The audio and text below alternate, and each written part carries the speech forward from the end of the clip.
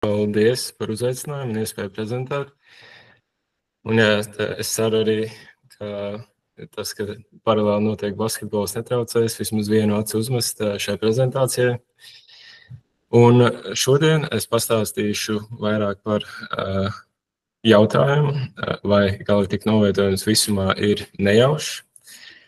Un jautājums pats par sevi iespējams izklausās intriģējoši, bet uzreiz varētu būt grūti saprast, vai tas arī dod kaut kādu papildus informāciju, un caur šo prezentāciju es mēģināšu arī argumentēt, tad kādu kosmoloģisku informāciju mēs varam iegūt, vai mēs varam apstiprināt kaut kādas teorijas par visumu sākumu, un vēl daudz ko citu.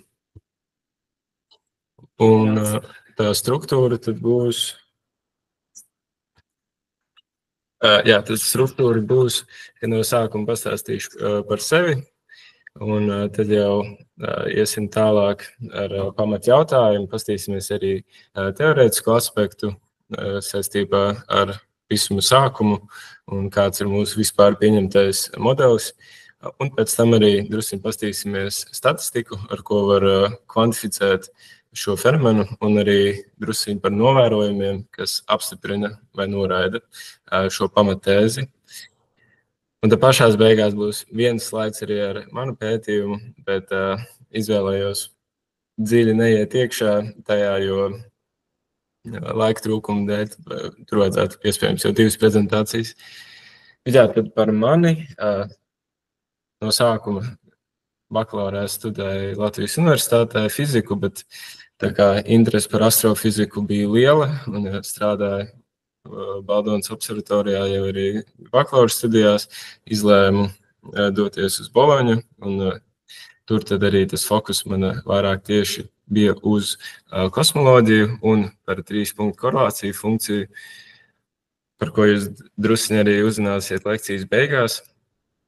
Tagad es esmu zinātniskais asistents Astronomijas institūtā, un lielākoties iepriekš es darbojos ar asteroīdiem, bet tagad ar kosmoloģiju un arī doktorantūrā es domāju turpināt šo virzienu. Tātad šobrīd ir sakārtots, ka tā būs apvienotā doktorantūra ar Leidenas universitāti un Latvijas universitāti ar 2 MLU. Sanāks darboties, un tas būs tieši par kosmoloģiskajām simulācijām, kas tiks izmantots, lai varētu apvienot datus ar elektrostarojumu, par ko mēs arī drusku uzzināsim šodien, un vājo lēcošanu no Eiklīda teleskopa, kas šobrīd jau aktīvi uzņem datus un nākamgad veiks savu pirmo datu relīzi, ko visi ļoti gaida kosmoloģijas komunā. Bet labi, tad mums šobrīd priekšā ir attēls, tas ir Hubble attēls ar daudz galaktikām, un es domāju, ka ar to arī varētu sākt. Mēs redzam daudz dažādas galaktikas un varam pajautāt, vai viņas ir nejauši novietotas, un ko es ar to domāju, tad vai ir kaut kādas sakarības, kas raksturo šo izvietojumu, vai arī tas ir teikt, pilnīgi patvaļīgs, jeb random. Tad varētu vilkt kaut kādas paralēlas arī ar kaut kādu domu eksperimentu, kad, ja mēs tēt arī paņemtu līdzīga izmēra virsmu un uzbūtu tikpat daudz bumbas maisēt, cik galaktiku ir šajā attēlā, ja mēs viņas visas izmestu šīs virsmas, vai mēs iegūtu aptuveni līdzīgu izkārtojumu mūsu bumbām, kā redzams šajā attēlā. Visticamāk, ka nē. Jau tagad var pamanīt kaut kāda veida struktūras, piemēram, ar riņķiem esmu atzīmējis vietas, kur izstāsta, ka galaktikas vairāk grupējas kopā, veidot tādai kopas, jeb klasterus. Tad arī izstāsta, ka ar būtņām esmu atzīmējis vietas, kur ar aci izstāsta, kad ir tukšumi, angliski tos sauc par voids, kur tieši ir mazāk daudzums ar galaktikām, kas jau uzreiz liek domāt, ka diez vai viņas visas ir novietotas nejauši. Atpakaļ ejot ar domu eksperimentu, ar bumbām, tad ļoti viegli arī var izdarīt Pythonā, tu paņemt kaut kādu virsmu un uzģenerēt vienkārši nejauši izkārtojumu ar punktiem un paskatīties, kāds izkārtojums būs tajā. Un šajā gadījumā punktu vietā es ieliku ne ļoti labas kvalitātes galaktikas attēlus. Bet te arī var jau sākt redzēt, kā ir kaut kādas vietas, kur tās galaktikas kopojas, ir arī vietas, kur ir tie tukšumi. Un šis jau sāk liecināt, varbūt tomēr šāda tipa izkārtojums varētu būt nejauši. Ja mēs arī varam vienkārši ģenerēt pilnīgi nejauši skaitļus un iegūt relatīvi līdzīgu izkārtojumu. Iespējams, daudzi šobrīd kož zobus, jo šis vienkāršais piemērs bija ar pietiekami daudz kļūdām un nepreiziem pieņēmumiem. Un tāpēc domāju, ka varētu būt instruktīvi, ja mēs tagad arī apskatītu, tad gan jau visus nepreizos pieņēmumus nesnāks izskatīt, bet tos pamat varētu par viņiem padiskutēt. Tad, ja vispār ir kaut kādi jautājumi vai piezīmes, tad arī droši varat slēgt iekšā mikrofonu un jautāt vai teiktos. Bet tikmēr es turpināšu. Un tad pirmais tāds nepareizais, dīvainais pieņēmums ir tas, kad vispār mēs paņēmām šo Hubble attēlu. Jo pēc būtības šajā Hubble attēlā ir nobildēta jau kopa.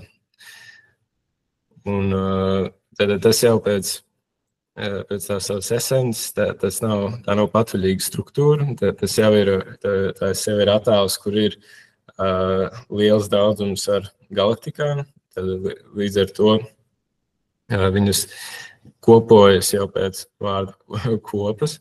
Un arī tas, kad mēs ar šo attēlu varam novērot kopas, jau arī dod kaut kāda informācija, kad tās struktūras mūsu visumā nav patvaļīgas, jo viņas veido, piemēram, vai kopas, vai galaktiku grupas, vai superkopas.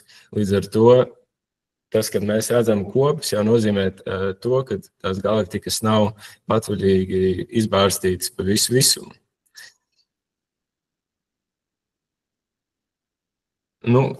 Un otrs pieņēmums, protams, ir, ka kopa ir maza pēc būtības, jo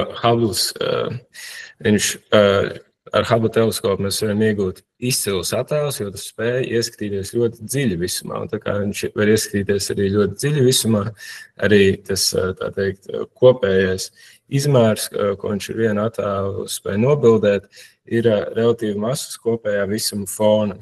Piemēram, šis attēls tāds ļoti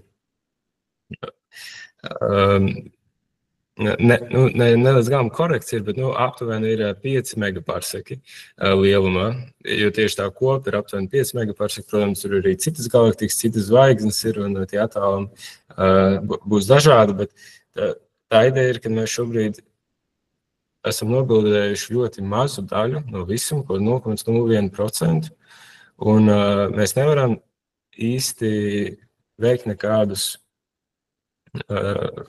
secinājumus par to, vai šīs galaktikas ir patvaļīgas vai nē, jo mēs skatāmies tikai ļoti mazu daļu no visu kopējā visuma.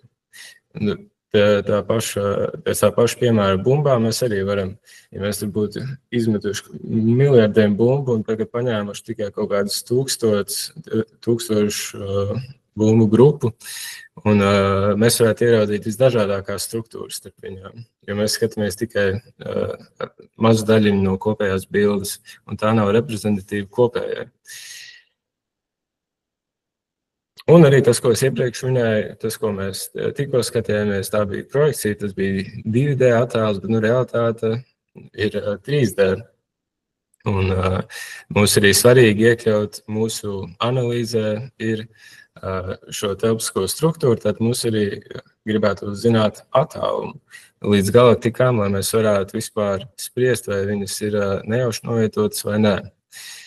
Un tad, kur jau arī ir attēls, kur tie paši skaitļi bija ģenerēti arī tagad Z-asī, un pēc attāluma tas izmērs samazinās, un tad jau tas nejaušo skaitļu ģenerēšanas process izstās drusciņ citādāks, vai tas ir tuvāks realitātei, arī ne līdz galam, bet vismaz šis ir korektāks piemērs, bet problēma ar šādu tipu novērojumiem ir, ka mēs reāli to attālumu reti, kad zinām, jo mēs varam diezgan precīzi šīs projekcijas noteikt, bet, lai noteiktu šo 3D aspektu, to reālo attālumu, mums vajadzētu, būtu ļoti labi, ja mums būtu ļoti garš lineāls, lai mēs varētu viņu aizstiet līdz galaktikām paskatīties, bet mums tāda nav. Tad mums ir jāvērš pie kādām citām metodēm, un vispopulārākā ir tieši nevis visā šajās analītiskajās metodēs attālumu mērīt kā ar reālu attālumu, bet kā ar sarkano nobīdi. Un tad sarkanā nobīde ir liels veids, kā iegūt šo relatīvo attālumu, jo, ja mēs zinām, ka galaktika ir kaut kāds noteikts spektrs, mēs zinām, ka tur ir noteikti elementi, kā tur ūdeņradis, skābeklis un citi, tad mēs varam salīdzināt šo spektru ar šo laboratorijas spektru ar šo reālo galaktiku. Mēs redzam, ka ir notikusi sarkanā nobīde, pateicoties visuma izplašanai, tas, ka visums izplašās, un tur arī, protams, mijās arī pašas galaktikas kustība, kas ir neatkarīga no visuma izplašanās ātruma, bet tas jau ir sekundārs efekts. Šā vai tā mēs varam noteikti pietiekami precīzi ar šo sarkano nobīdi to aptuveno attālumu. Un tad arī ir formula, ar kuru mēs varam aiziet no sarkanās nobīdes uz attālumu, ar ko Hubble's arī ir slavens. Un tad šeit var redzēt pa kreisi, kad galaktikas ātrums dalīts ar Hubble konstanti, un Hubble konstanti raksturo izplašanās ātrumu visumam. Un mēs uzreiz varētu dabūt šo attālumu. Šai formulai, protams, ir pāris vājības, jo pirmkārt tā ir tikai aproksimācija, tas ir tikai pirmās pakāpes vienādojums pa kreisi, tad jau pa labi ir otrās pakāpes, kur mēs iekļaujam papildus terminus. Piemēram, šis papildus termins Q0 ir saistīts ar visuma palielināšanos. Un interesanti, ka tas ir tieši palielināšanās koeficients, nevis pātrināšanās, jo mēs zinām diezgan skaidri, ka visums šobrīd pātrināti izplašās, bet kad šis vienādojums tika izdomāts, tad mēs dzīvojām ērā, kad bija uzskatīts, ka visums ir sfērisks.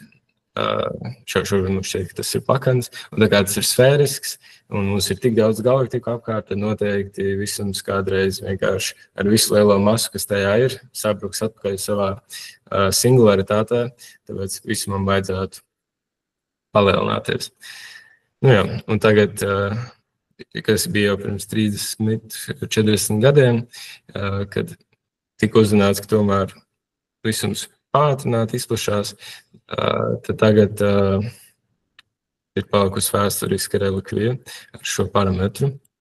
Tagad viņš būtu, piemēram, negatīvs, un attālums būtu uzreiz lielāks līdz ar to. Bet problēma paliek sekojoša, ka mēs īsti arī nezinām šo Hubble konstanti. Un šai problēmai ir arī dots vesels nosaukums, kas ir Hubble tension, jeb Hubble saspīlējums, un ar šo grafiku tad var redzēt, kāpēc.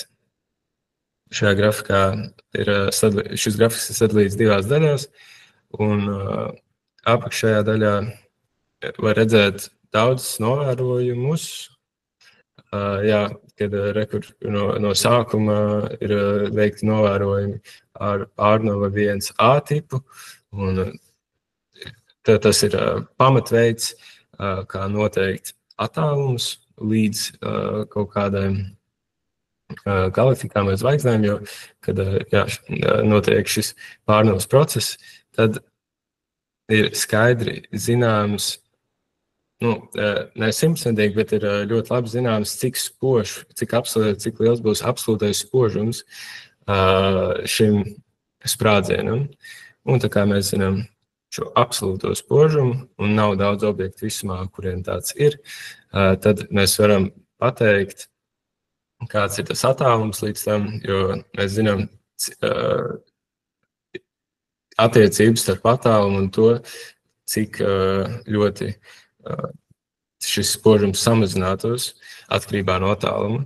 Un tad šajā formulā, kas ir labi, mēs zinātu galaktikas ātrumu, mēs zinātu galaktikas attālumu, un tad mēs varētu noteikt Hubble konstanti. Ir arī daudz citi objekti, ar kuriem var veikt līdzīga tipa analīzi.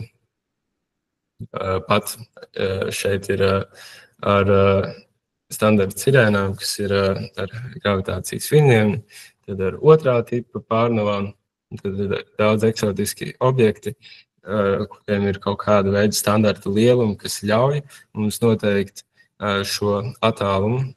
Un tad mēs zinām, ka mūsu lokālajā visumā ir noteikti šī Hubble konstanta, kas raksturo visumu izplešanos.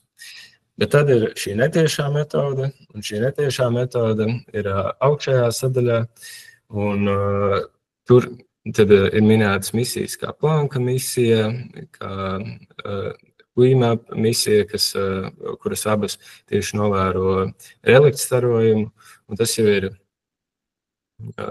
kas pēc tam vairāk pastāstījuši, bet tas ir pirmais starojums, ko mēs esam saņēmuši.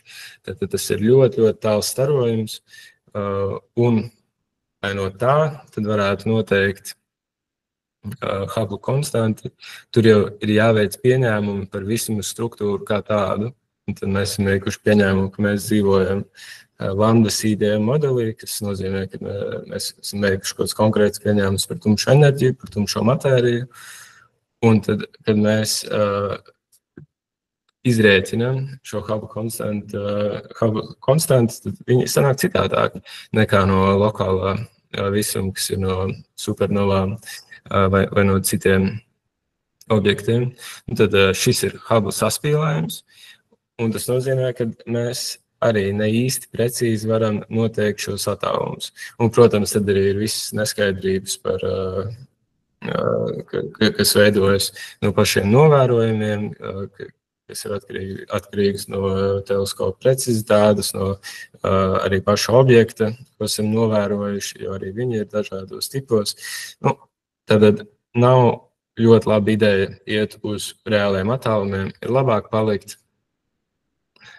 ar sarkaniem nobīdēm, kas pa lielam saka tieši to pašu, ko attālums, tikai neveic pieņēmumus par kaut kādu visuma modeli. Bet ar sarkaniem nobīdēm ir citas problēmas. Piemēram, ir divi efekti uzreiz, kas mums ir jāņem vērā. Ir īpaši, ka mēs novērojam daudz un tik galaktikas, kur šie efekti spēlē diezgan lielu lomu. Tas ir Aho-Pačinski efekts un sarkanās nobīdes izkropļojumi, latviski iztulkojot, izklausās diezgan dramatiski.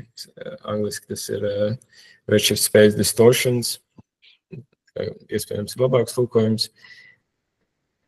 Bet kaut gan mums tagad nevajag pieņemt neko par visu uzbūvu vai par mūsu kaut kādu nekorekto pieņēmumu par Hubble konstanti. Mums tagad vajag pieņemt to, ka sarkanā nobīde mums dod šādus divus efektus, kas ir Kaisera efekts un dieva pirksti. arī diezgan dramatiski. Kaisera efekts ir tieši liela izmēra struktūrām, un es nerunāju par galaktika, bet par kopām un superkopu izmēra struktūrām. Un tad katra galaktika, tad viņai ir savs pekuliārais ātrums, kas nav atkarīgs no pašu visuma izplešanās. Un tāpēc, piemēram, ir galaktikas, kas ies uz tās kopas centru. Un šis pekuliārais ātrums līdz ar to mums neļaus veikt precīzu sarkanās nobīdes analīzi, jo tagad ir kaut kāds ātrums, par kuru mēs skaidri nezinām, kurš traucē mums, kurš nevis traucē, bet kurš informācija, ko mēs nezinām, mums neļauj iegūt precīzu attālumu vai arī šo sarkano nobīdi, kas saistīta tieši ar attālumu. Nu jā, tad, kas ir lielos izmēros, tad šīs galaktikas struktūras viņas saplacinās, jo tālākās iet uz centru, tuvākās iet uz centru, tad viņas saplacinās radiālajā virzienā, un tieši tas pats arī notiek no sāniem. Un tad ir dieva pirksti, angliski Fingers of God, kas ir tieši starp mazāko struktūru efektiem, tā mazākos lielumos viņi drastiski tiek izcelti, jo starp galaktikām var notikt mergeri, tad viņas var vai nu savienoties, vai nu vēl kaut kādā veidā miedarboties, un tad tie pekuliārie ātrumi uzreiz būs diezgan lieli, bet šis efekts ir tikai tajā virzienā, kurā mēs skatāmies. Jo mums neinteresē tas, kas notiek ar galaktikas ātrumu sānis šajā efektā, bet tieši tas, vai viņa attālinās vai pietuvinās. Nu, un tāpēc arī tajā visā kopējā struktūrā viņas izveido tādus kā pirkstus, kas redzami šeit. Varbūt tagad tas šķiet drusciņi abstrakti, bet tad rekur ir reāli novērojumi, kur arī var redzēt, piemēram, šos pirkstus, kas izveidojas. Katrs punkts ir galaktika, un var redzēt, ka novērots 1000 galaktikas, 1000 to novietojumu.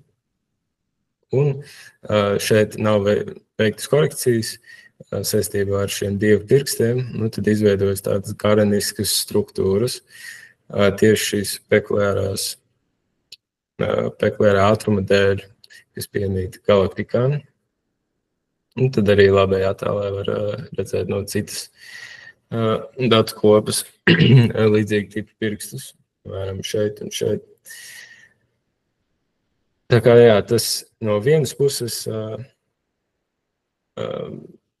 sarežģīja mūsu dzīvi, jo mums ir jāņem vērā šie efekti, bet tajā pašā laikā, ja mēs iekļaujam korekti mūsu datu analizējušos efektus, tad viņi arī var dot mums papildus kosmoloģisko informāciju, bet to varbūt drusciņi vēlāk. Galvenā doma ir šeit, ka katram variantam ir savas problēmas, un kosmoloģijā, protams, strādā tieši ar sarkano nobīdi, bet ir svarīgi, ka mēs ņemam vērā arī galaktiku ātrumus vērā. Nu jā, un tad arī ir, protams, jāņem vērā tas, ka katram teleskopu novērojumam ir kaut kādi ierobežojumi, jo mēs redzēsim tikai konkrētas galaktikas ar konkrētu teleskopu. Pirmkārt, mēs lielākoties redzēsim tuvākās galaktikas, jo tālākās jau būs pārāk blāvas, un tās, kas ir tālu, tās gan jau būs tikai tās spožās galaktikas.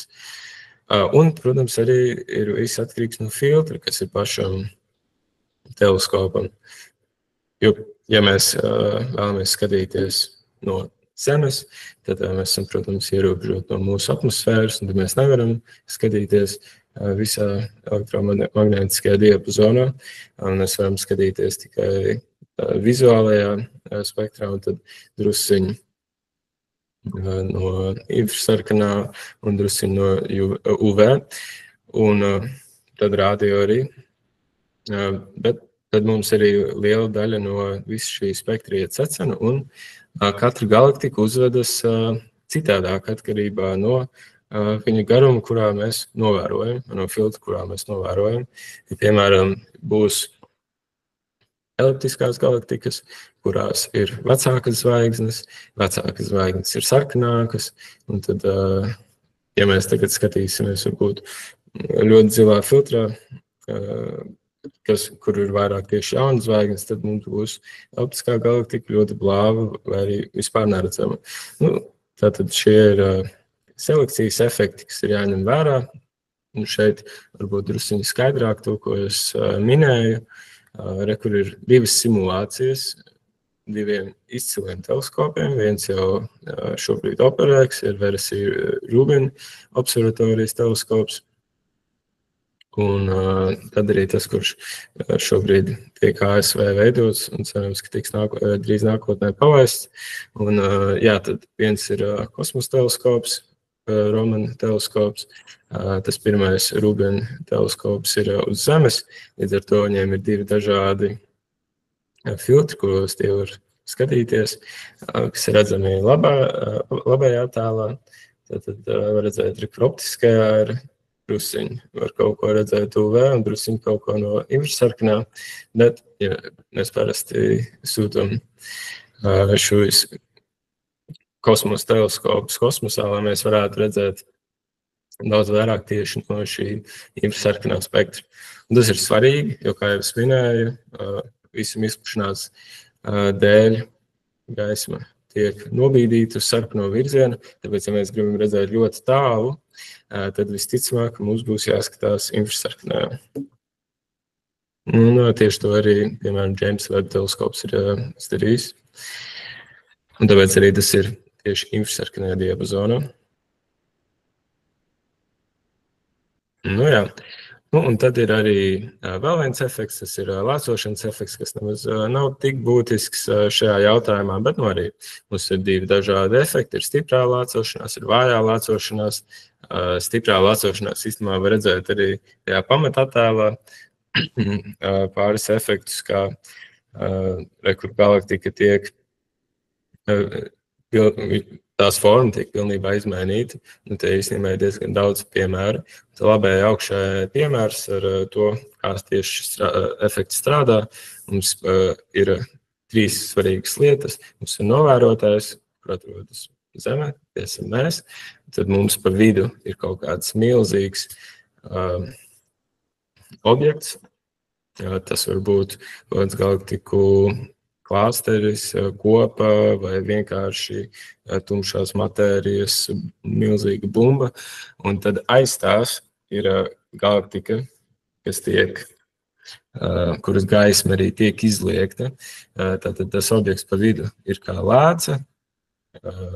Galaktika, kas ir aiz šīs lēcas, viņa tāpatās vai nu nebūtu redzama, vai nu būtu ļoti blāvi redzama, bet tā kā ir šī lēca, tad tā gaisma viņa tiek izliekta no tās milzīgās masas pēc vispārīgās relativitātes teorijas, un viņa var apiet, tā teikt, apkārt šim milzīgiem objektam un sasniegt novērotāju mūsu Zemes.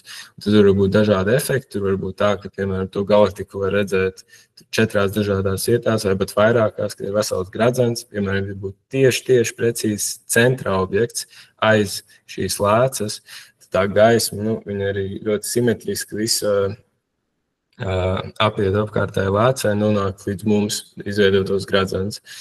Un, ja tur drusku nav simetriski, tur šā vai tā varētu būt 4 vienādi attēli ar šo galaktiku, un īstenībā viņi ir viena. Tā kā ļoti interesants efekts, kas arī ir jāņem vērā, ja mēs gribam atbildēt uz mūsu lielo jautājumu. Tad arī vājā lēcošanās. Tur nevajag būt tik specifiskai konfigurācijai. Tur mums pietiek, tur īstenībā katra galaktika ir ietekmēta ar šo efektu, jo tas efekts ir tāds, ka jebkāda masa, kas ir starp mums un novēroto galaktiku veidos kaut kāda tipa izkropļojumus, un tie pamat veidi, kā tiek izmainīta šī galaktika, ir tās spožums un tā forma, dažkārt sanāk arī pat orientācija, kas ir redzama attēlā, piemēram, šī galaktika un šī var redzēt, ka tā kā noliecas, un tātad viņas visas galaktikas īstenībā izstāsta drusciņi citādāk, tikai tāpēc, ka mums ir šī milzīgā lēca priekšā, kas ir vienkārši matērija. Nu jā, tātad ir šie divi efekti. Un jā, tad mēs pa lielam izskatījām dažādus veidus, kā, nevis veidus, bet dažādas pieņēmumus, kas tika veikti nepareizi sākotnējā doma eksperimentā, un tagad varēsim varbūt pareizāk pieiet pie šī jautājuma. Un šis ir tieši svarīgi novērojumos, bet vispirms ir jāsaprot arī tā teorija, no kuras puses mēģināt vispār atbildēt šo jautājumu. Šis nav teorētiski, šī ir simulācija, bet šā vai tā. Šis ir interesanti, jo šis parāda tumšās matērijas distribūciju visumā, izkārtojumu.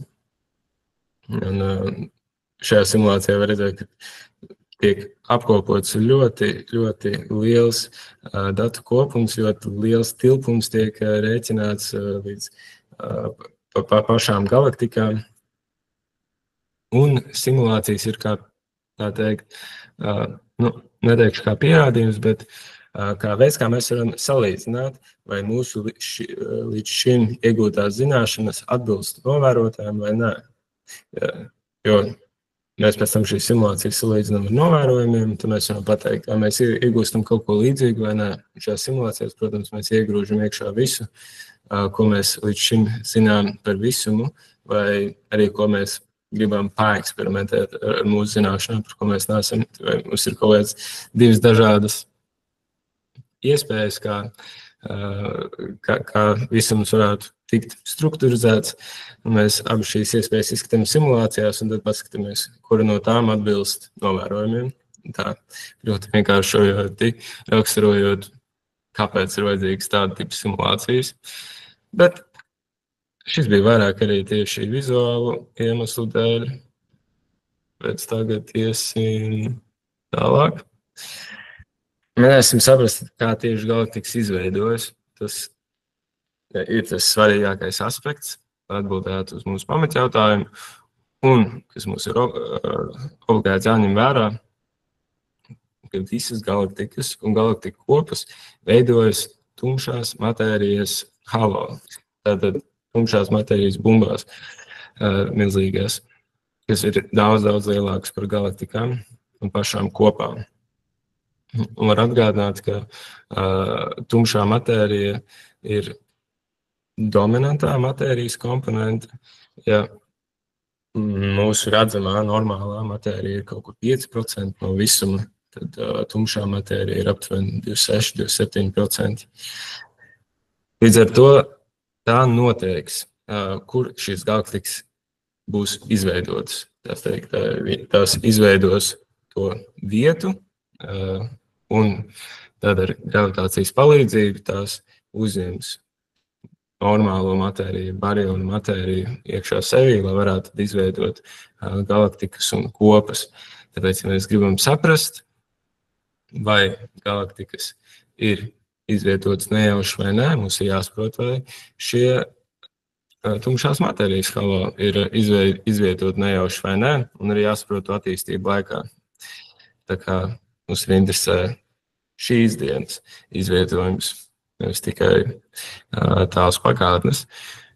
Tad arī ir svarīgi saprast to, ka atkarībā no tā, kāda ir šī tumšā matērija, un mums, protams, ir diezgan tumša bilde par tumšo matēriju, tad atkarībā no tās dabas, vai tā ir ar smagām daļiņām vai ar vieglām daļiņām, arī mainīsies pilnīgi visa struktūra, kas ir redzama apkārt.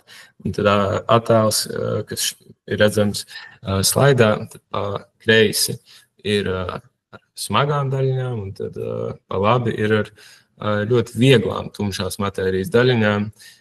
Simulācijas veikts un var redzēt, ka drastiski atšķirās, kāds izskatītos visums šodien. Tad, jā, smagākām daļiņām būtu izveidojušās tādas striktākas struktūras un ar karstām, jeb vieglām daļiņām būtu difūzāks, būtu vienkārši milzīgas kopas bez konkrētām struktūrām. Un tāpēc ir svarīgi arī izvēlēties korektu tumšās matērijas daļiņu modeli. Bet labi, tagad mums ir skaidrs, uz kā mums jāpievērš vairāk uzmanība. Tagad mums ir jāsaprot, kā tās galaktikas izveidojās. Attēlā pa labi mēs varam redzēt tādu vispārīgo raksturojumu visuma vēsturē. Un šeit mēs apskatīsim tādus būtiskākos punktus, kas mums ir jāņem vērā. Tad visums sākās, lielais sprādziens, milzīga eksotika, milzīgas temperatūras, lielas enerģijas, nav pat nekādas daļiņas, ir tikai viens milzīgs enerģijas lauks. Un arī laiks ir neiedomājami mazs. Tieši pašā visuma sākumā, pirms mēs runājam par jebkādiem svarīgiem notikumiem. Un tad, jā, visi spēki ir apvienojušies, bet šeit mēs neiesim dziļāk. Mēs tagad pārliksim uz inflāciju, kas īstenībā arī bija diezgan tuvu lielajiem sprādzieniem, 10-32 sekunde. Protams, ir neiedomājami iedomāties par tik mazu laiku vienību, bet tad aptuveni jau ir sākusies inflācija, kas paplašināja visumu milzīgā ātrumā un milzīgā tilpumā. Arī tur var minēt konkrētu skaitu, 10-26 ir reizes, kas raksturo tilpuma palielināšanos.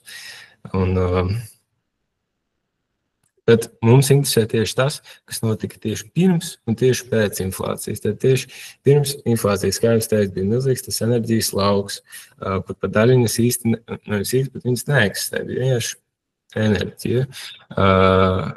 Un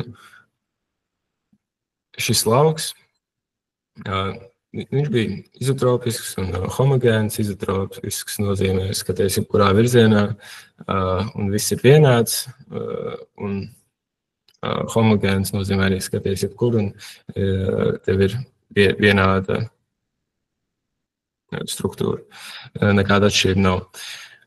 Bet šā vai tā, skatoties uz pašām mazākajiem lielumiem šajā jau ļoti mazajā visumā, ja mēs skatāmies kvantu līmenī, tad notika kvantu lauku fluktuācijas.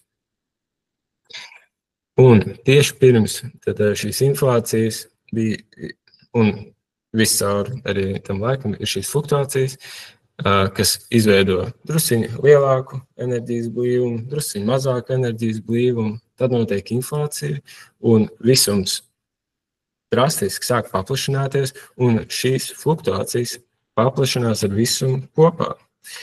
Un tagad, kad inflācija ir beigusies, un visums ir daudzkārt lielāks nekā tas bija iepriekš, arī tās fluktuācijas, kas bija kvantu fluktuācijas, kuras parāda un izzūd, viņas tagad arī, viņas no ļoti, ļoti maziem izmēriem palielinājās līdz jau klasiskās fizikas izmēriem, kur vairs kvantu fizika nav nepieciešama, līdz ar to viņas arī tur palika, un šīs mazās fluktuācijas tad arī bija iedīgļi visām struktūrām, kas ir redzamas šobrīd visumā. Tad šīs fluktuācijas vēlreiz atkārtojuši ir tas, ka enerģijas blīvums kaut kur bija lielāks, enerģijas blīvums kaut kur bija mazāks. Un tad no šīs pēc šīs inflācijas arī radās daļiņas, kuras mēs pazīstam. Ja mēs viņas, tajā brīdī radās kvarki un gluoni, bija kvarku un gluonu plazma, bet drīz pēc tam arī izveidojās protonu un neitronu, un tad tas lēnām arī apvienojās atomos. Bet svarīgākais ir tas, ka šīs fluktuācijas, kur tad bija lielāks blīvums, tur radās vairāk daļiņas, kur bija mazāk, tur radās mazāk daļiņas. Un tad, kad mums jau ir izveidojušās reāls daļiņas, kas arī iekļauj tumšā matēriju, tad šī tumšā matērija varēja jau sākt grupēties. Tad vienkārši arī pēc gravitācijas principiem, jo tumšā matērija pēc definīcijas viņa īsti nemiedarbojas ne ar ko citu. Viņas galvenais asets ir tieši šī gravitācija, un to arī viņa uzreiz lika lietā. Tur, kur bija lielāks blīvums ar enerģiju, tur ir lielāks blīvums ar tumšās matērijas daļiņām, tur tagad arī kopojas viss apkārtējā esošā tumšā matērija. Tikmēr normālās daļiņas, ja barioni, viņi cīnījās ar fotoniem, jo bija pārāk augsta temperatūra, un viņi nevarēja grupēties. Fotonu spiediens visu laiku šo grupēšanos anihilēja, anulēja, un tikai tumšā matērija varēja grupēties. Bet tad visums samazināja pietiekami daudz savu temperatūru, lai daļiņas tagad, kas bija šajā milzīgajā zupā, pārvērstos par atomiem un varēja šī cīņa beigties ar normālo matēriju un fotoniem, jo iepriekš viņi visu laiku cīnījās ar brīviem elektroniem, tagad šie elektroni ir iekšā atomos un gaisma ir brīva, viņa no barionu važām. Un šī gaisma ir arī kaut kas, ko mēs varam novērot. Tas ir relikta starojums, tas ir pirmais starojums, ko mēs varam redzēt visumā. Un jā, tagad, kad barioni ir brīvi, tagad viņi var jau sekot līdz tumšās matērijas grupējumiem un grupēties tajās pašās vietās, kur tumšā matērija grupējās. Kur ir bilde ar relikta starojumu, un šis ir ļoti nozīmīgs attēls. Jo tas pa lielam pirmkārt pasaka to, ka tas, par ko mēs tikko iepriekš runājām, ir visticamāk patiesība, jo tas ir kā tests mūsu teorijas zināšanām. Tas, ka mēs varam to novērot, nozīmē, ka vismaz liela daļa pieņēmumu par iepriekš stāstīto ir pareizi. Tajā pašā laikā tas ir izotropiskākais starojums, kāds dabā eksistē. Un izotropisks nozīmē, kurā virzienā, kurā tu skaties, tas nemainās. Tas ir ļoti, kurā virzienā, kurā tu skaties, temperatūra ir praktiski identiska, bet tur ir kaut kāds 10-5, 0,0001 temperatūras izmaiņas. Bet šī mazā izmaiņa ir tas iedīglis, par kuru es iepriekš runāju, lai vēlāk veidotos zvaigznes, galaktikas un galaktiku kopas. Tātad, jā, viss, tā teikt, izotropiskākais starojums šā vai tā ar savām mazajām izmaiņām parāda to, kad mums ir kaut kādi šie sablīvējumi, katra, kur ir zilāks, tur ir mazāks sablīvējums, kur sarkanāks, tur ir lielāks sablīvējums, un tad tie nākotnē jau kļūst par lielākām struktūrām. Nu labi, tagad mēs esam diezgan tālu jau tikuši, un mēs esam sapratuši, ka kvantu fluktuācijas ir tās, kas radīja šos iedīgus galaktikām, kurus mēs redzam.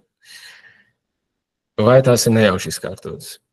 Īstenībā tās ir nejauši izkārtotas, tāpēc varētu atbildēt, jā, galaktika izkārtojums ir nejaušs, ja jau tās fluktuācijas ir nejaušas, tās seko kaut kādiem pamatprincipiem, varbūt tā kā esmu snievilcies, tur neiešu dziļāk, bet kad tās visas fluktuācijas atbilst Gauss distribūcijai atkarībā pēc lieluma, tad būs vairāk mazas fluktuācijas un retos gadījumos būs tikai lielas, un tas ir neatkarīgi no tā, cik viņas šīs fluktuācijas izplašās tieši pēc viļņu garuma, bet nesteigsimies ar secinājumiem, jo barioniem tomēr ir kaut kāda nozīme visā šajā stāstā, un tās ir barionu akustiskās oscilācijas. Un, kad es iepriekš minēju, kad Flail bija tāda milzīga supa ar fotoniem un barioniem, kuri savā starpā miedarbojās, tad barioni gribēja, tāpat kā tumšā matērija, gribēja pievilkties, sakļauties, grupēties, kur bija lielāks šis blīvums, fotoni tikmēr, līdz ko viņi mēģina sagrupēties, viņi tieši ar savu spiedienu visu spiež ārā, un tā teikt sāka veidoties tādas oscilācijas, kas sāka veidot arī skaņas viļņus, tāpēc arī tā sauc par akustiskajām oscilācijām. Tad tika veidot tādas visu laiku spiediena viļņi uz ārpusi, un līdz ko tika izveidoti atomi, un tad, kad fotoni bija brīvi no cīņas ar barioniem, tad šis fotonu spiediens vairs nebija aktuāls, tad šie viļņi sasala, un viņi visi sasala viņi sasala vienā laikā, līdz ar to arī vienā izmērā. Un šis izmērs ir aptuveni 150 megaparsek, tātad ļoti milzīgs izmērs, kas ir šodien, protams, ejot laikam atpakaļ, saistībā ar visu izplešanos, šīs oscilācijas bija mazākas. Bet tātad būs vairāk galaktiku tieši uz šī pēdējā viļņa, ko var redzēt arī attēlā. Tātad tur ir lielāks blīvums ar galaktikām, arī ļoti interesants fenomens, no kā mēs varam ļoti daudz ko pateikt par mūsu visumu. Un tad saistībā ar prezentācijas noslēgumu mēs jau varam sākt runāt par kaut kādām statistikas metodēm, kā mēs varam korektāk atbildēt uz mūsu pamatjautājumu. Ja tagad varētu teikt, ka tās fluktuācijas saka, ka ir nejauši izvietotas, tās barionu akustiskās oscilācijas saka, ka īsti ne konkrētos attālumos, tad kur ir skaidra funkcija, kas skatās tos vidējos pāru attālumus noteiktā tieši skaitu ar galaktikām kādā noteiktā attālumā, un tad salīdzina šo skaitu ar kaut kādu jau nejaušu galaktiku izkārtojumu tieši tajā pašā attālumā. Tad mēs salīdzinām novērojumus ar kaut kādu simulāciju ar nejauši izveidotiem datiem. Tad, ja mēs pielietojam to formulu, ko es esmu uzlicis šīs slaida augšdaļā, kas ir ļoti vienkāršot, īstenībā drusciņi citādāk izstāst. Bet tad, ja mums būs pozitīvs lielums, tad mums ir vairāk pāru ar galaktikām konkrēti attālumā nekā nejauši izkārtojumā. Tad mēs varam atbildēt jautājumu, ka nē, nav galaktikas nejauši izkārtotas. Tieši tāpat, ja ir mazāks par 0, bet ja ir 0, tad ir tieši tāpat kā mūsu simulācijā ar nejauši izkārtojumu. Un tad arī uz jautājums ir atbildēts, tāpēc atliek tikai izmantot šo formulu. Un šī formula nāk dažādās nokrāsās. Mēs varam skatīties uz reālajām distancēm, kas ir pa kreisi redzams. Reālais attālums ir uz x-as. Šī korelācijas funkcija reiz attālums kvadrātā ir uz y-as. Mēs jau redzam, ka praktiski viss tur ir pozitīvs. Visos galaktiku pāri attālumos, tad mēs arī vidējā attēlā varam iet uz Fourier telpu, kas ir pamatmetoda, ko izmanto šajā analīzē, jo modeļi, tas ir tieši tā pati informācija, kas ir reālajiem attālumiem, tikai pārveidota uz Fourier telpu.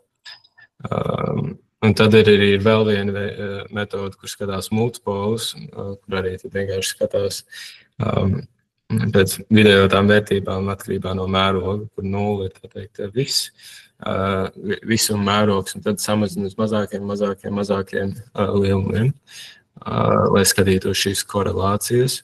Un viņas visas saka vienu to pašu informāciju, un mēs visur redzam, ka viņas ir pozitīvas, un visur tātad galaktikas nav novietotas nejauši. Un tas īstenībā jau no mūsu pašu pirmā attēla un pašu pirmā secinājuma, ka gravitācija liek šiem galaktikām grupēties, miedarboties visos attālumos, visu veidu pāros, un tātad viņas nevar būt nejauši novietotas, viņas visu laiku savstarpēji miedarbojas un novietojas atkarībā no blīvuma sadalījuma visumā. Arī šajā attēlā var skaidri redzēt barionoksiskās oscilācijas, kas konfigurācija telpā kur tad ir tieši šajā gadījumā es iepriekš teicu 150, šeit vēl ir Hubble konstanta pierēķināta, tāpēc ir aptuveni 100. Tad tieši tur, kur mēs domājām, tur arī ir šis pārsvars ar galaktikām. Šeit viņas izstāsta kā tādas vilnītes Fourier telpā, kā jau Fourier telpā darbojās ar viļņiem. Tad šeit ir citādāk, šo drusku vēlāk redzēsim vēl. Un tad mēs redzam arī to, ka ir daudz un dažādi veidi, kā mēs varam analizēt šos datus, bet arī, kas ir svarīgi, ka nevis tikai atbild uz jautājumu par novietojumu, bet arī šī funkcija ir ļoti jūtīga pret kosmoloģiskajiem parametriem, kas raksturo mūsu visumu.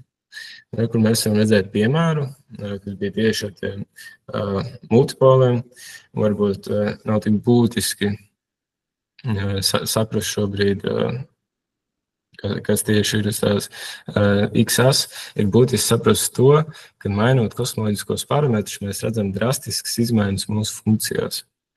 Tas nozīmē, un šīs izmaiņas arī ir dažādas, jo, piemēram, kreisajā attēlā mēs mainām tieši barionu daudzumu visumā.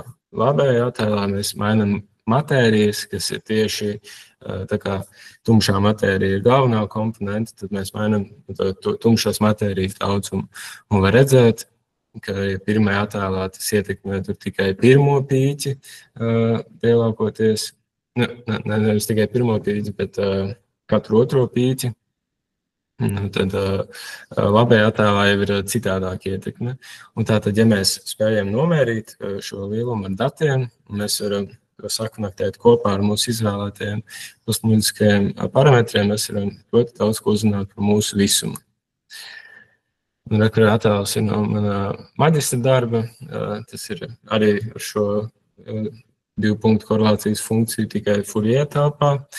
Tad arī var redzēt, kur es 4 dažādus parametrus variēju, ir drastiskas izmaiņas katrā no tajiem, un tās ir arī dažādas. Un arī viena no tām, kur ir to sauc par spektrālo indeksu, un tas ir arī parametrs, kas tieši saistās ar šīm kvantu fluktuācijām, tāpēc mēs varam uzzināt kaut ko par visumu, pirms pat mums ir bijusi pirmā redzamā gaisma. Tātad, fantastisks veids, kā analizēt visumu, un tāpēc šis arī ir tas pamatveids, kā to analizēt, korelācija funkcijas kosmoloģijā. Un mēs varam uzzināt gan par agrīno visumu, piemēram, skatoties uz reliktu starojumu, gan par vēlīno visumu, skatoties uz galaktiku novietojumiem, ko, piemēram, darīs Eiklīda misija, ko dara arī tagad Rubina teleskops, un ko darīs arī daudz citas misijas, un ko jau ir darījuši daudz citas. Tad vēl ir mums nevajag tikai apstāties pie 2 punktu korelācijas funkcijas, mēs arī varam iet tālāk, mēs varam iet uz 3, un 4 un 5, un katra no tām sniedz kaut kādu papildus informāciju. Un, piemēram, ja es iepriekš minēju par tām kvantu fluktuācijām, ka tur ir viņas tieši ar Gaussa fluktuācijām ir, bet ja viņas nebūtu ar Gaussa fluktuācijām, tad 3 punktu korelācija funkcija varētu pamanīt šo izmaiņu, 2 punktu funkcija nevarētu. 4 punktu funkcija izmanto, lai varētu uzzināt, vai visumam ir kaut kopīga rotācija vai nē. Tāpēc, jā, šis ir ļoti labs instruments, kā analizēt dažādas lietas par visumu, un katra no tām sniedz kaut kādu papildu informāciju, bet katra no tām arī ir daudz sarežģītāka teorētiski, viņu vispār raksturot un arī pēc tam pielietot uz novērojumiem, jo arī to signāls ir mazāks, tātad katra novērojuma kļūda ir lielāka, un tāpēc šobrīd 3 punktu korelācija funkcija ir, tā teikt, tālākais, kur šobrīd izmanto, pārējais ir eksperimentāli.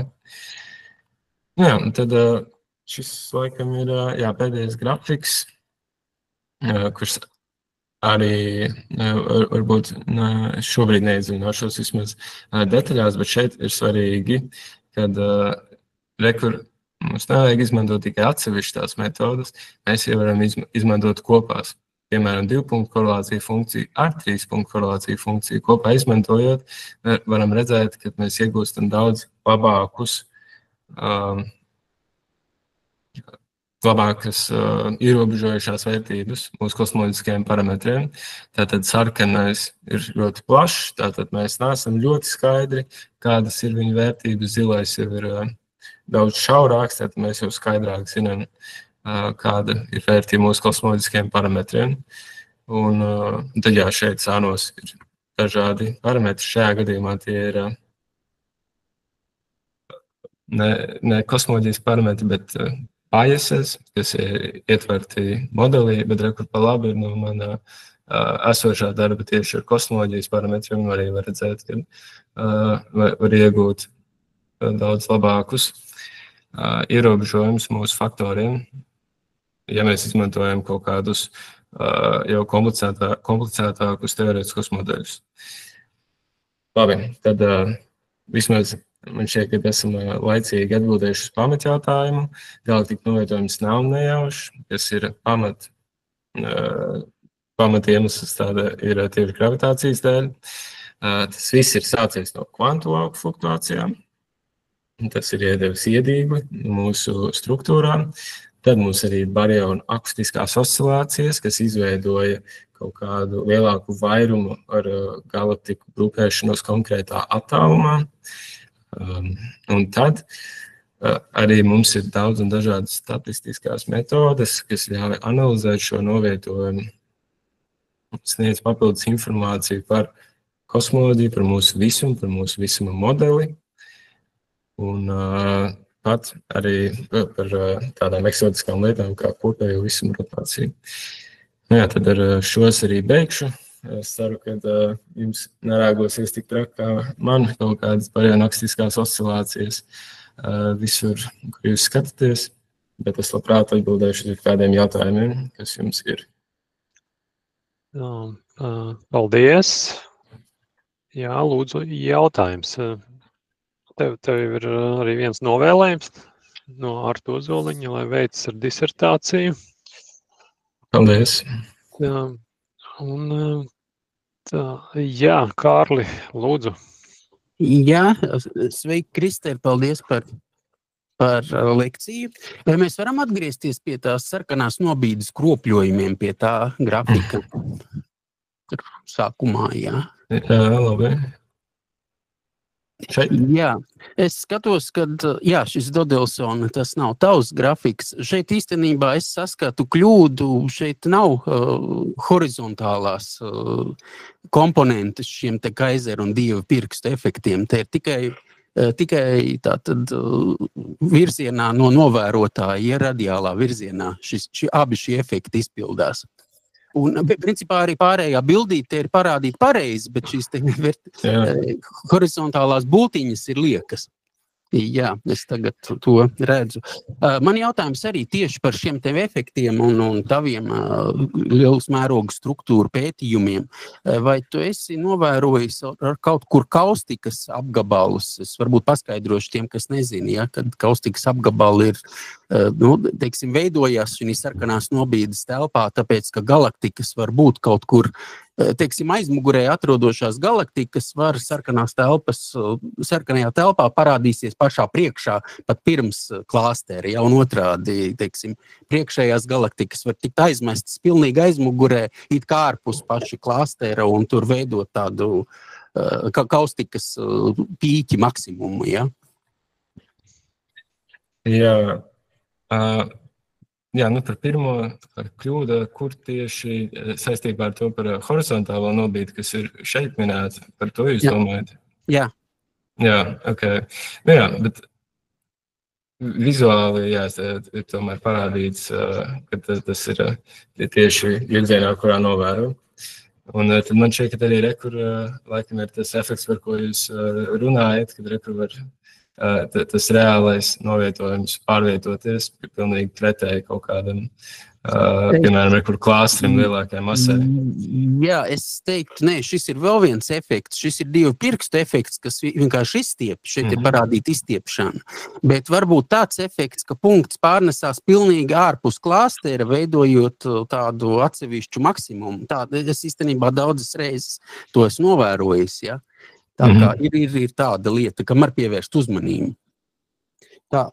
Un, jā, nu to es neesmu pētījis tieši iezīme, tas ir tāds interesants efekts, varbūt jo savā darbā es tikai teorētisko esmu skatījies, kad tieši vēl ar novērojumiem nav pielietots. Jā, skaidrs, jā.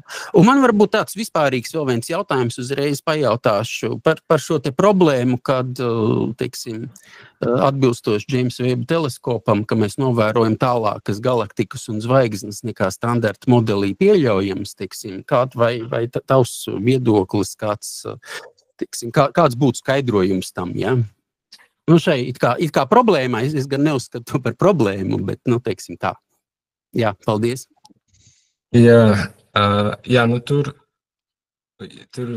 jā, var dažādi paskatīties. Vispār tas ir interesanti, kad drusiņi piezīme, kad ir viens veids, kā noteikt, cik vecs ir mūsu visums, ir skatīties, cik vecus objektus mēs varam atrast visumā. Tad, piemēram, ja mēs skatāmies ļoti tālu un atrodam kaut kādus pirmatnējos baltos, vispār, ja mēs skatāmies mūsu galaktikas kaut kādiem baltiem punduriem, vai arī tur galaktika punduriem, viņi ir ļoti veci, tad tas arī var būt ieskats par visumu vecumu.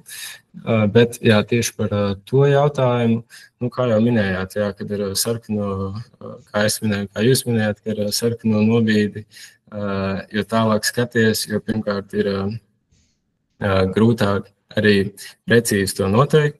Ir ļoti daudz dažādi efekti, kas ir ne tikai šie minētie, tātad sarkanās nobīdes izkropļojumi un Alko-Pučinski efekts, bet arī tur ir problēma. Spektrs arī bieži vien nav pieejams ar augstu kvalitāti un uzreiz, ja tu nepareizi piezīmē viņu kaut kādam laboratorijas spektram vai references spektram, kas tev ir tajās programmās, tad tu uzreiz iegūsti līdz galam korektu sarkano nobīdi. Bet man šķiet, ka tas ir viens aspekts, ka tieši tā sarkanā nobīde ir nepareizi noteikta. Nu, tad arī, protams, ir otrs, vai mums ir noteikts pareizi vispār mūsu visuma vecums un izmērs, jo tas arī ir ļoti atkarīgs no kāda ģeometrija ir. Jā, kaut gan mums šobrīd esam diezgan pārliecināti, ka tas ir plakans, bet ja tas būs vai nu sfērisks vai hiperbolisks, tas uzreiz veids kaut kādas izmaiņas šajos attālumu noteikšanā. Plus arī tagad mēs ar jauno teleskopu, nevis jauno teleskopu, jauno teleskopu datiem un relīzēm no DESI varam jau secināt, ka iespējams lambda CDM modelis nemaz nav tik akurāts un ka ir tumša enerģija, kura mainās laikā, un tas arī ietekmē gan attālumus, gan gan arī uzreiz visumu vecumu. Bet jā, šeit ir diezgan daudz lietas, ko ņemt vērā. Es nezinu, tur, protams, viss ir atkarīgs no konkrētā objekta, kur novēro, bet jā, tie varbūt ieskicē vismaz pāris lietas, kuras ir jāņem vērā, kad analizē to.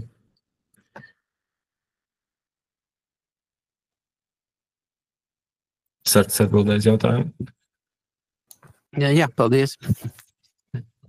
Paldies.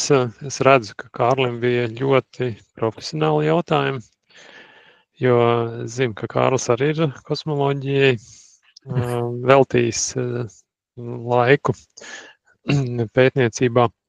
Tad ir jautājums no Jūra. Ir formulēts šādi, kā vispār definēt nejaušs vai gadījumu izvietojums, kas atbilst noteiktam statistiskam sadalījumam, ir nejaušs vai nē? Jā, šis ir labs jautājums. Man šķiet, ka arī šajā formulā var redzēt šī jautājuma to pamat esenci, jo, kā jau es minēju, ko mēs darām ar šo 2 punktu korelācijas funkciju, mēs paņemam kaut kādus novērojumus un tad dalām viņus ar kaut kādu nejauši katalogu, kurš ir it kā ģenerēts pēc nejaušības principiem. Bet vai mēs vispār varam korekti arī nejauši random katalogu izveidot, kas ir viens, un līdz ar to mums arī uzreiz ir pareizi jāpieliek klāt šie selekcijas efekti, par kurus iepriekš runāju, jo jums, protams, ir jāpielīdzina šīs simulācijas tiem teleskopu datiem, tātad tur arī jābūt pareizajam filtram jāpieliek simulācijās, un cik tālus objektus mēs varam redzēt, un kā tas ietekmēs šo katalogu, tad viss ir jāņem vērā, lai to katalogu pareizi izveidot, un tā arī ir sava veida māksla. Bet, vēl vispārīgāk runājot, jā, man šķiet, ka tā doma tam jautājumam ir, vai viņi ir patvaļīgi, vajag nejauši izkaisīt, vai arī ir kaut kādas sakarības starp šo galaktiku izkārtojumu. Un tad šeit arī šīs prezentācijas laikā mēs varam redzēt dažādas sakarības, kāpēc tās galaktikas ir izvietotas tā, kā viņas ir. Tur gravitācija, un tur barionoksiskās oscilācijas, un tad tā nejaušā puse kvantu fluktuācijas. Tā, labi, paldies. Tā, skatos čatā, vai ir kādi jautājumi? Šobrīd nav. Varbūt kāds ar balsi vēl grib pajautāt. Mums ir laiks tieši vienam jautājumam. Tad mēs teiksim paldies un pārslēgsimies uz nākamo daļu.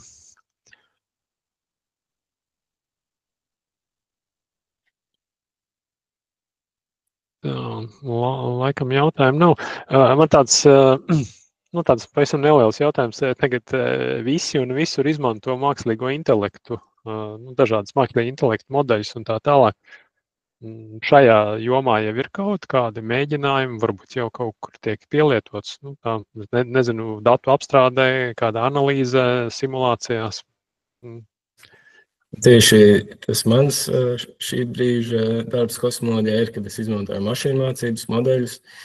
Es minēju, ka tas 3 punktu korelācijas funkcija, viņi ir teorētiski sarežģīti, un lai viņi vispār analītiski izrēķinātu, nepieciešams daudz un dikti stundas. Tāpēc, lai tu šo rēķināšanu drusciņu atvieglotu, tad es uztrenēju mašīnu mācības modeli šo 3 punktu korelācijas funkciju, un tad es varu 100 miljonus reizes ātrāk izrēķināt nekā analītiski ar minimālu kļūdu. Un tas, protams, ir ne tikai kaut kas, ko es daru, to arī dara citi. Viņi to arī izmanto šīs metodas simulācijās, jo simulācijas arī ir ļoti dārgas tieši ar datorresursu ziņā. Un, ja izmanto mašīnu mācības modeļus, emulātorus, tad var šo procesu pātrināt ar netik lielu precizitātes kaut kādu kļūdu. Un kas vēl bija interesanti, es biju fiks piezīme. Es biju vienā konferencē jūlijā, un tur tieši bija viens pētnieks, kurš prezentēja aģentu, kurš spēja rakstīt zinātniskās publikācijas. Un tas bija interesanti, jo tas tieši to aktuālo tematu par darba.